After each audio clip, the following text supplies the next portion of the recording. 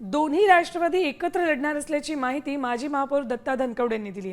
येत्या 2 दिवसात दोन्ही राष्ट्रवादी एकत्र येतील असं त्यांनी म्हटलंय। शरद पवारांच्या राष्ट्रवादीचे उमेदवारही घड्याळ चिन्हावरच लढतील असंही ते म्हणालेत। दोन्ही राष्ट्रवादी या एकत्रच येणार आहेत, त्याचा काही विषय नाही आणि त्या बाबतीमधल्या चर्चा झालेल्या आहेत। फक्त आता घोषणा होणं बाकी आहे आणि ती घोषणा लवकरच होईल। आपल्याला एक चांगली बातमी त्या माध्यमातून मिळेल। आज स्मिताताई कोंढरेंच्या माध्यमातून राष्ट्रवादीमध्ये प्रवेश झालेला आहे त्यांचा, माजी नगरसेविकांचा।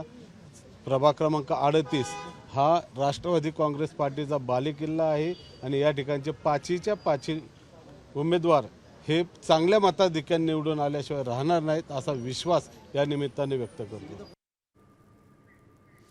तर प्रभाग क्रमांकांचा तिढा लवकर सुटेल आणि लवकर चांगली बातमी तुमच्यापर्यंत येईल असं माजी महापौर दत्ता धनकवडेंनी म्हटलंय। पुण्यामध्ये दोन्ही राष्ट्रवादी एकत्र लढणार आहेत आणि त्यामध्ये शरद पवारांच्या राष्ट्रवादीतले उमेदवार हे घड्याळ चिन्हावर लढतील असंही ते म्हणालेत।